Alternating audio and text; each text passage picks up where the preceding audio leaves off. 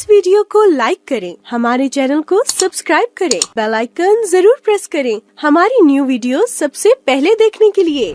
Good morning friends, मैं doctor V K Mishra from gastro hospital Swaroopnagar Kanpur. आज मैं जिंक के बारे में बात करूंगा। जो जिंक है, जिंक हमारी बॉडी के लिए बहुत इंपॉर्टेंट मिनरल है। वो इतना इंपॉर्टेंट मिनरल है कि अब बहुत सारे जो मल्टीविटामिन टेबलेट्स हैं उनमें जिंक पार्ट एंड पार्सल हो गया है। जो पहले बीकोसूल प्लेन होता था, अब वो बीकोसूल जेड हो गया है क्योंकि उसमें जिंक ऐड हो गया है। अगर हम सभी मल्टीविटामिन्स को देखें तो 90% जो कमर्शियल प्रिपरेशन मार्केट में अवेलेबल होती हैं, जिंक सभी में इनकॉर्पोरेट किया जाता है क्योंकि जो जिंक है वो बहुत इंपॉर्टेंट मटेरियल है हमारी बॉडी के लिए। नाउ जो जिंक है एक्चुअली एक मिनरल है जो हमारी सेल्स के लिए उनकी जरूरत होती है। ये बैक्टीरिया से लड़ने में हमारी मदद करता है, ये वायरस से लड़ने में मदद करता है। हमारी जो बॉडी में जेनेटिक मटेरियल या डीएनए बनता है उसकी सिंथेसिस के लिए जिंक काफी इंपॉर्टेंट है। जो हमारी बॉडी में घाव हो जाते हैं या स्मेल का जो सेंस है या टेस्ट है उसमें जिंक बहुत इंपॉर्टेंट रोल प्ले करता है। और जहां तक छोटे बच्चों का सवाल है, उनकी जो ग्रोथ है उसमें जिंक बहुत इंपॉर्टेंट रोल प्ले करता है। तो हमारी इम्यूनिटी जिंक के लिए, चाहे जिंक हमारी इम्यूनिटी के लिए इंपॉर्टेंट है ताकि आप बैक्टीरिया वायरस से लड़ पाएं। ये जेनेटिक मटेरियल डीएनए को सिंथेसिस के लिए इंपॉर्टेंट है ताकि आपका जेनेटिक मटेरियल ठीक रहे।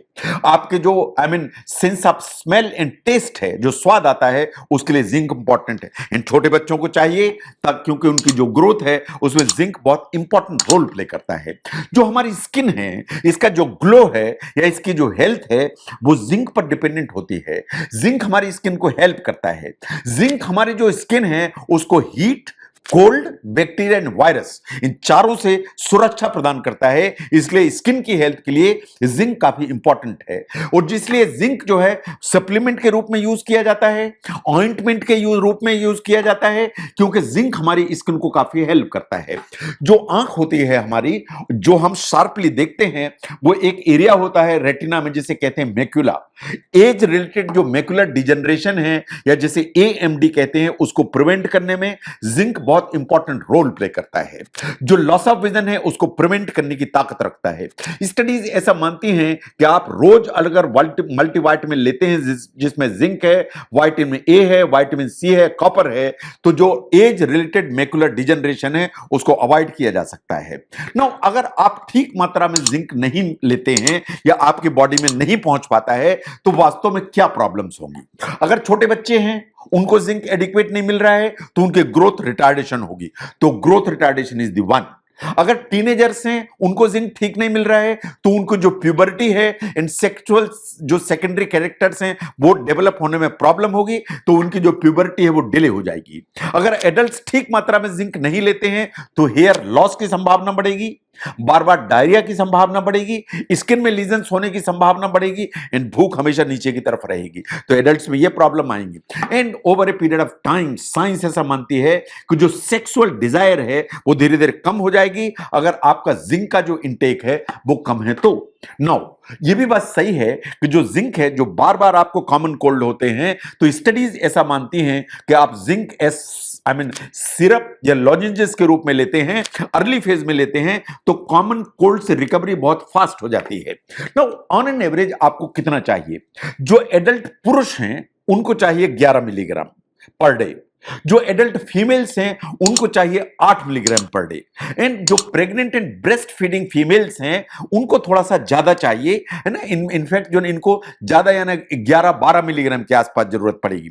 जो बच्चे होते हैं उनको 2 से लेकर 11 मिलीग्राम पर डे की जरूरत पड़ती है, depending upon their age, weight and sex. तो अगर हम ध्यान से देखें, ऑन एन एवरेज आपको जो जिंक है वो 8 से लेकर 11 मिलीग्राम के बीच में जरूरत पड़ती है। ये बात सही है कि pregnant, breast feeding in children जो रिक्वायरमेंट है वो थोड़ा सा ज्यादा हो सकता है। नो, क्या आपको पर्याप्त मात्रा में जिंक मिलता है? अगर आप प्योर वेजिटेरियन हैं तो शायद नहीं। अगर आप अल्कोहलिक हैं तो शायद नहीं। If you are underwent any surgery जिसके चलते इंटेस्टाइन का कुछ पोर्शन निकाला गया है, जैसे अल्सरेटिव कोलाइटिस है, तो ये बात बिल्कुल सही है कि जिंक आपकी बॉडी में पर्याप्त नहीं रहेगा क्योंकि एब्जॉर्ब ठीक से नहीं हो पाता है। नाउ सोर्स क्या है जिंक के जहां से आपको मिलता है? जो सबसे इंपॉर्टेंट जो सोर्सेज हैं वो वास्तव में सी फूड हैं। अगर हम सी फूड को ध्यान से देखें तो जैसे ऑयस्टर है, ऑयस्टर में काफी मात्रा में जिंक होता है। मतलब 3 औंस अगर आप ऑयस्टर खाते हैं तो 74 मिलीग्राम जिंक आपकी बॉडी में जाता है, यानी 5 गुना आपको जिंक मिलता है जितना आपकी बॉडी को रोज चाहिए। तो सी फूड जो है इज एक्सीलेंट सोर्स। जो आप रेड मीट लेते हैं, रेड मीट भी एक इंपॉर्टेंट सोर्स है। 3 औंस जो रेड मीट है उसमें 7 मिलीग्राम जिंक आपकी बॉडी में चला जाता है, ये इंपॉर्टेंट सोर्स है। अगर हम रोस्टेड चिकन की बात करें, ये इंपॉर्टेंट है इन द सेंस कि 3 औंस जो आप रोस्टेड चिकन लेते हैं उसमें 5 मिलीग्राम आपको जिंक चला जाता है। तो जो डार्क मीट चिकन है ये जिंक का काफी अच्छा सोर्स माना जाता है। जो आप काजू खाते हैं, जो कैश्यूज हैं, उनमें जिंक ठीक मात्रा में होता है, लेकिन कैश्यूज में फैट भी काफी होता है, तो ज्यादा खाएंगे तो ज्यादा फैट भी पहुंचेगा, ज्यादा कैलोरीज भी पहुंचेंगी। जो जिंक के सप्लीमेंट मार्केट में होते हैं वो दोनों तरह के होते हैं। कुछ आइसोलेटेड जिंक सप्लीमेंट होते हैं जो सिर्फ जिंक होता है इनमें, एंड सेकंड जो है कुछ मल्टीविटामिन टैबलेट्स के रूप में होते हैं जिनमें जिंक जुड़ा हुआ होता है, बाकी भी चीजें होती है, विटामिन बी होता है, विटामिन ए होता है, बट जिंक भी उसमें जुड़ा हुआ आता है। इसलिए यह हमेशा एडवाइजेबल है कि आपको जिंक डाइट के थ्रू ही मिलना चाहिए। लेकिन अगर आप प्योर वेजिटेरियन हैं, आपको जिंक की डेफिशिएंसी के सिम्टम हैं, तो आप जिंक के सप्लीमेंट या मल्टीविटामिन टैबलेट की जरूरत पड़ेगी।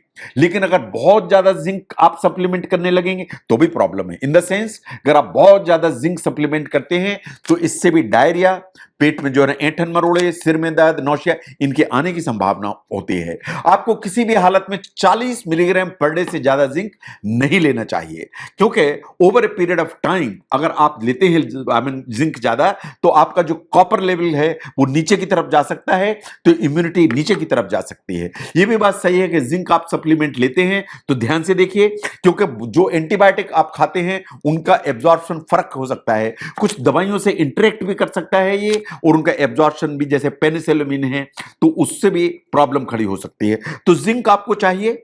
अगर जिंक आपकी बॉडी में डेफिसिट है, उसके सिम्टम्स आ रहे हैं, तो आपको जिंक के सप्लीमेंट की जरूरत है। और नहीं है तो जो आप मल्टीविटामिन लेते हैं उसमें एडिक्वेट अमाउंट में जिंक होता है जो आपके डेली रिक्वायरमेंट के लिए पर्याप्त होता है। तो जिंक आपकी बॉडी के लिए इंपॉर्टेंट है। ये एक ऐसा मिनरल है जो आपकी इम्यूनिटी के लिए इंपॉर्टेंट है, आपके डीएनए के लिए इंपॉर्टेंट है, आपके sense of smell and taste के लिए इंपॉर्टेंट है, एंड बच्चों की ग्रोथ के लिए इंपॉर्टेंट है। जिंक अगर आपकी बॉडी में नहीं है तो बहुत सारे सिम्टम्स आने चालू हो जाते हैं। डाइट से सब जो जिंक है उसको बढ़ाइए। अगर पर्याप्त नहीं है, इन सिम्टम्स हैं, तो आप एज मल्टीविटामिन या आइसोलेटेड जिंक सप्लीमेंट उनसे भी जिंक के लेवल को ऊपर कर सकते हैं। जो जिंक है वो इंपॉर्टेंट मिनरल है। जिंक आपको क्या कर सकता है, जिंक आपको कहां से मिलेगा, जिंक के लेवल को कैसे ऊपर बढ़ाएं, इसको समझने में अगर ये वीडियो हेल्प करता है तो जरूर शेयर करें। मैं doctor V K Mishra from gastro liver hospital, Swaroopnagar, Kanpur. Thank you very much.